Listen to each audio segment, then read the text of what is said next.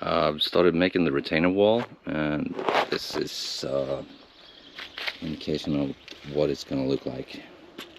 Gonna fill the back of it to make the structure way more stable, and I want the pillars to be stable for the roof construction, right? And another update here is that I may need to circumvent the rules a little bit, because in Sweden you're not allowed to sneeze without a permit. So found a way around it, but it is not optimal. However, it is what I can do right now, okay? And since I'm not in the end times and I need to follow the rules, this is what it's gonna look like. All right. Not sure if you can tell, but I'm using a old wheelbarrow wheel there, right, to hoist something into the tree. And well, so far so good.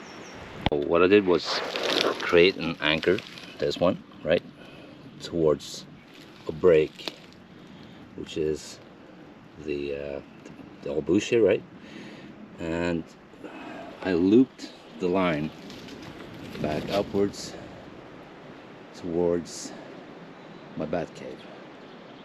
That way, when I hoist the bat cave, the rope goes up with it, right? I don't have to pull the end of the rope. It goes back up, and the loop is constantly in tension, so that I easily can do this alone, right? Now I know from experience that I have a ton of mosquitoes here, right?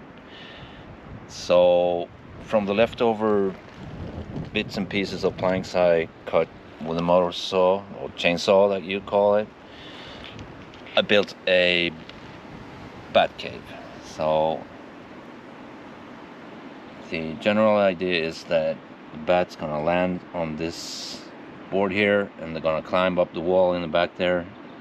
Since it's cut with a chainsaw, it's really rough in texture, and you've got the bark on one end, right? So whichever they prefer. And the entrance is no more than 3 centimeters. Give or take 2-3 centimeters is good. It's all made out of rough cut planks to make it more natural, and hopefully they like that better. But you know, who knows? Picky bats, right? And that's the end result. It turned out really well, and we'll see. I mean, I put it up real early in this season here, so that the bats can have a decent chance of moving in before the mosquitoes turn up, right?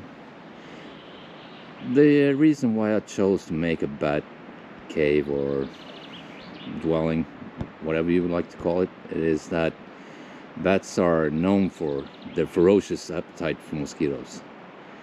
And they claim that a colony of bats can consume somewhere in between 20 and 50,000 mosquitoes a day. That is kind of crazy, right? So as long as I take care of them, they take care of me. Simple as that. So you need to put it quite high up. I mean, somewhere between 3-4 meters is what they recommend, but I don't know. I mean, you do the best you can, and you'll just have to wait and see what happens, right? Not sure if you can tell from there, but this is what a 30-year-old piece of larch labyrinth. I'm not really sure what you call it, but it is jam-packed of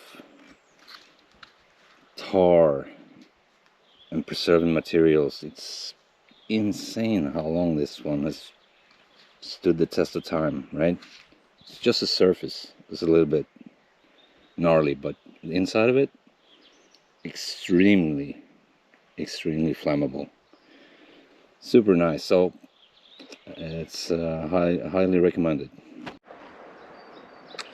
I went ahead and got myself a portable stove. It is one of those tent stoves. Got a really long chimney. No one's gonna be able to complain about me cooking food over fire or whatever, since the neighbors are, you know, well, let's just say Tin Man and the Wicked Witch, right? You know the couple. But so far, it has been an excellent investment. Just breaking it in, but it is beautiful, working perfectly, worth every penny.